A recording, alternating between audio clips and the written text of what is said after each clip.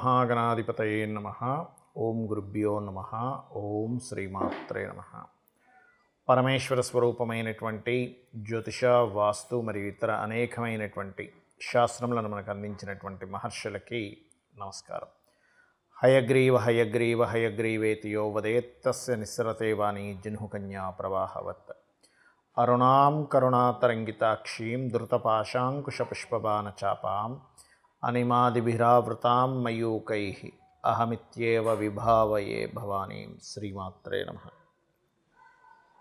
ప్రేక్షకులకి ఆ లలితాంబిక అమ్మవారి యొక్క అనుగ్రహం పరిపూర్ణంగా ఉండాలని చెప్పి కోరుకుంటూ ఈరోజు మనము వార ఫలితాల్లో 21వ తేదీ నుంచి 27వ తేదీ వరకు ఉన్నటువంటి గ్రహస్థితి ఏమిటి అని చెప్పి చూసుకున్నట్లయితే, చంద్రుడు వృషభ రాశి నుంచి కర్కాటకం వరకు సంచరిస్తాడు ఈ 3 రోజులు చూసుకున్నట్లయితే. అదేవిధంగా మేషంలో గురువు, కన్యలో కేతువు, మీనరాశిలో రాహువు, కుంభంలో శని యొక్క సంచారము, మరియు అదేవిధంగా మనకి రవి మకర రాశిలోని, బుధ కుజ శుక్రుడు ధనస్సులో సంచరిస్తున్నాడు. ఈ యొక్క గ్రహస్థితిని అనుసరించి ద్వాదశ లగ్నాల వారికి, లగ్నం తెలియని వారి రాశివారు ఎటువంటి ఫలితాలు పొందుతారు, ఏ విషయాల పట్ల జాగ్రత్త వహించాలి, మరియు ఎటువంటి పరిహార మార్గం చేసుకుంటే ఇబ్బంది పడేటువంటి సిచ్యువేషన్స్ అన్ని నార్మల్ అవుతాయనే విషయం మనం ఇప్పుడు తెలుసుకుందాం. కన్యా లగ్నము, కన్యా రాశి రాశివారికి కనుక చూసుకున్నట్లయితే, లగ్నం కానీ రాశి చూసుకున్నట్లయితే, లగ్నంలో ప్రస్తుతం మీకు కేతువు యొక్క సంచారం జరుగుతుంది. కాబట్టి 21, 22 తేదీలు బ్యాంక్ ట్రాన్సాక్షన్స్ చేసేటప్పుడు లేదా లాంగ్ జర్నీస్ చేసేటప్పుడు కొద్దిగా జాగ్రత్తగా ఉండండి. అలాగే లోన్స్ లభించేటువంటి ఆస్కారం అధికంగా ఉంది, లాంగ్ టర్మ్ లోన్స్ లాంటివి. అదేవిధంగా కొంతవరకు మీకు ఎవరైతే మనీ పే చేయాలో వాళ్ళు కొంచెం ఎక్కువ టైం తీసుకోవడం, మీకు రావాల్సిన డబ్బుల విషయంలో కావచ్చు, మీరు ఎవరికైనా ఇవ్వాల్సిన విషయంలో కావచ్చు, కొంతవరకు లాంగ్ టర్మ్ ప్రాసెస్ పెట్టుకుంటారు. అదేవిధంగా మీకు ఫైనాన్షియల్ గ్రోత్ రావాలి అంటే నవగ్రహాల్లో శని భగవానుడి దగ్గర దీపారాధన చేసి, అంటే ఇప్పుడున్న గ్రహస్థరీత్యా శని భగవానుడి కనుక దీపారాధన చేసినట్లయితే తొందరగా మీకు ఫైనాన్షియల్ గ్రోత్ అనేటువంటిది ఉంటుంది. మరియు వెంకటేశ్వర స్వామి ఆలయం కానీ, ఆంజనేయ స్వామి ఆలయం కానీ, కాళికా అమ్మవారి ఆలయాలకు కానీ వెళ్తుండండి. తొందరగా మీకు ఫైనాన్షియల్ గ్రోత్ అనేటువంటిది ఉంటుంది. మరియు మరొక విషయం ఏంటంటే, ఇక్కడ ఈ తెలియని చిన్న చిన్న ఈగో క్లాషెస్ అనేటువంటివి సంతానంతో కానీ, తోబుట్టువులతో కానీ కొంత ఈగో క్లాషెస్ వచ్చేటువంటి ఛాన్సెస్ కనిపిస్తున్నాయి. మరియు ఇన్వెస్ట్మెంట్స్ చేయడానికి ఇది సరైనటువంటి సమయం, అందులో ఎటువంటి సందేహం లేదు. ఇన్వెస్ట్మెంట్స్ ఎవరైతే భూముల మీదో లేకపోతే గృహాల మీద చేస్తుంటారో దిస్ ఈజ్ ద రైట్ టైంగా మనం చెప్పుకోవచ్చు. అదేవిధంగా ఇష్టపడిన వారిని వివాహం చేసుకునేటువంటి ప్రయత్నం కూడా ఇప్పుడు సఫలీకృతం అవుతుంది. మరియు రెండవ వివాహం కోసం చేసే ప్రయత్నం కూడా సఫలీకృతం అవుతుంది ఇప్పుడు ఉండేటువంటి సిచ్యువేషన్లో. అందులో ముఖ్యంగా 21, 22 తేదీలు ఏవైతే ఉన్నాయో, మీ తల్లిగారు లేదా మీ యొక్క సిస్టర్స్ మూలంగా లేదా ఒక ప్రయాణం ద్వారా, మీరు ఏదైనా ఒక ప్రయాణం ద్వారా చేసేటువంటి వాటి మూలంగా మీకు ఈ సంబంధాలు కుదరడము, బిజినెస్ మూలంగా ఇంప్రూవ్మెంట్స్ ఇటువంటివి గోచరిస్తున్నాయి. ఇక మీరు చేయవలసినటువంటి దేవతా ఆరాధన ఏమిటి?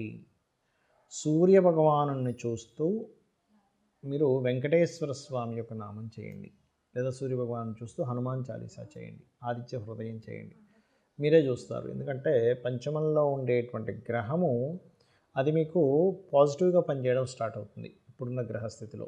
జాతక చక్రం తెలియని వాళ్ళు, అసలు జాతకం తెలియదండి, నాకు గ్రహస్థితి తెలియదు, ఏమీ తెలియదు, డేట్ ఆఫ్ బర్త్ తెలియదు, మాకేదైనా ఒక ప్రయత్నం చేస్తుంటే ఇప్పుడున్నటువంటి గోచార రీత్యా ఏ పరిహారం చేసుకుంటే ఏ ప్రయత్నం ఫలిస్తుంది ఇప్పుడున్న గోచార రీత్యా అని చెప్పి చూసుకున్నట్లయితే, ముఖ్యంగా ఎవరైనా సరే గవర్నమెంట్ రిలేటెడ్ సంబంధించినటువంటి పనులు కనుక చేస్తున్నారు, అది ముందు కదలట్లేదు, లేదా ప్రమోషన్స్ కోసం ట్రై చేస్తున్నాము కదలట్లేదు అనుకునేటువంటి వారు రవి శని గ్రహాల దగ్గర దీపారాధన చేసి దగ్గరలో ఉన్నటువంటి వెంకటేశ్వర స్వామి ఆలయం కానీ, సూర్య ఆలయానికి కానీ వెళ్ళడం, లేదా గోవుకి బెల్లము, గోధుమ రవ్వ తినిపించండి. మీకు గవర్నమెంట్ రిలేటెడ్ సంబంధించిన వర్కులు కావచ్చు, ఆరోగ్య సంబంధించిన పనులు కావచ్చు, అదేవిధంగా మీకంటే సుపీరియర్స్తో ఏదైనా మాట్లాడుకునేటువంటి విషయాలు కొంచెం సామరస్యంగా వెళ్ళడం కావచ్చు, జరుగుతాయి. అదేవిధంగా ఇప్పుడున్న గ్రహస్థితి రీత్యా ఎవరికైనా వివాహ సంబంధించిన విషయంలో ఘర్షణలు ఎదురవుతున్నాయి. అందులో ముఖ్యంగా పురుషులకి ఏదో ఒక చిన్న చిన్న ఘర్షణ ఏర్పడుతుందండి, వివాహ సంబంధించిన విషయం ముందుకు వెళ్ళాలంటే వెళ్ళట్లేదు అనుకునేటువంటి వారు కుజ బుధ గ్రహాల దగ్గర దీపారాధన చేయండి.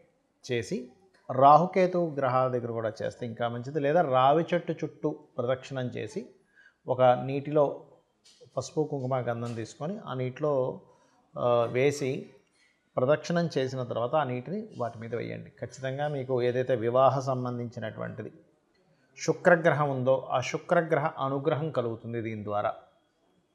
అదేవిధంగా ఉద్యోగాల్లో ఇబ్బంది పడుతున్నాము, ఉద్యోగం రావట్లేదు, మరి ఉద్యోగ ప్రయత్నాలు సక్సెస్ అవ్వాలంటే ఏం చేయాలి, మీకు డేట్ ఆఫ్ బర్త్ టైం ఏమీ తెలియదు కానీ సక్సెస్ అవ్వాలంటే ఏం చేయాలి అంటే నవగ్రహాల్లో ముఖ్యంగా గుర్తుపెట్టుకోండి, శని భగవానుడు, రాహువు, రవి, అంటే రవి భగవానుడి యొక్క ప్రతిమలు ఉంటాయి మనకి నవగ్రహాల దగ్గర. వాటి దగ్గర నేతితో దీపాన్ని వెలిగించి మీరు లలితా సహస్రనామాల్లో ఒక 9 ప్రదక్షిణాలు చేసుకున్న తర్వాత అదే ఆలయంలో కూర్చొని లలితా సహస్రనామాల్లో ఓం శ్రీమాత శ్రీ మహారాజ్ని శ్రీమత్ సింహాసనేశ్వరి నమః అనేటువంటి చేసుకోండి.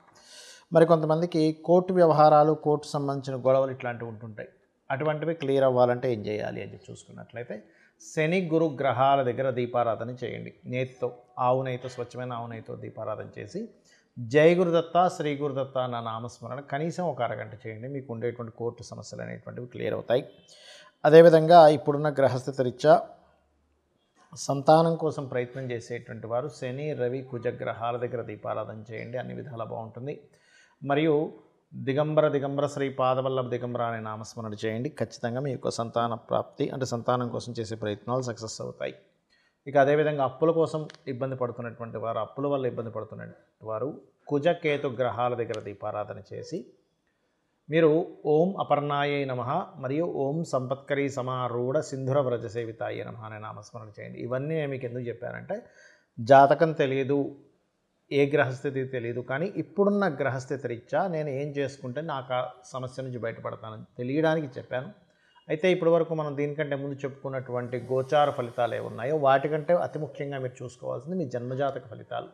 అంటే మీ యొక్క జన్మజాతకంలో మీరు పుట్టిన సమయంలో, మీరు పుట్టినటువంటి డేటు, మంత్, ఇయరు, సమయము, ప్రదేశము తీసుకొని మీ లగ్న బలం ఎలా ఉంది, మీరు ఎందుకు ఎదగలేకపోతున్నారు, మీరు ధనం ఎందుకు సంపాదించలేకపోతున్నారు, ఏ మార్గంలో వెళ్తే మీకు ధనప్రాప్తి కలుగుతుంది, అంటే ఏ రంగాల్లోకి వెళ్తే మీకు ధనం బాగుంటుంది, అదేవిధంగా ఏ ప్రయత్నం చేస్తే ఏ దేవతా అనుగ్రహం పొందితే మీకు ఫైనాన్షియల్ గ్రోత్ ఉంటుంది, అదేవిధంగా ఏ దిశలో మీరు నివసించినట్లయితే తూర్పు, పడమర, ఉత్తర, దక్షిణ అన్ని దిశలు మంచివే, కానీ మీకేది పనికి వస్తుంది, సంతాన అభివృద్ధి జరగాలంటే ఏం చేయాలి, వివాహం అవ్వకపోతే మీ పర్సనల్ చార్ట్లో అసలు ఎప్పుడు వివాహ యోగం ఉంది, ఉద్యోగ యోగం ఎప్పుడుంది, అదేవిధంగా వ్యాపారం చేయాలనుకుంటే అసలు మీకు వ్యాపారం యోగిస్తుందా లేదా, ఇన్వెస్ట్మెంట్స్ చేయడానికి ఇది సరైనటువంటి సమయమా కాదా, ఇవన్నీ కూడా మీరు మీ యొక్క జన్మజాతకంలోనే ఉంటుంది. అయితే ఇప్పుడు మనం గోచార ఫలితాలు ఎందుకు చెప్పుకున్నామంటే ఇది కాలము, అంటే బయట ఉండేటువంటి సిచ్యువేషన్స్, బయట ఉండేటువంటి పరిస్థితులు లాంటిది.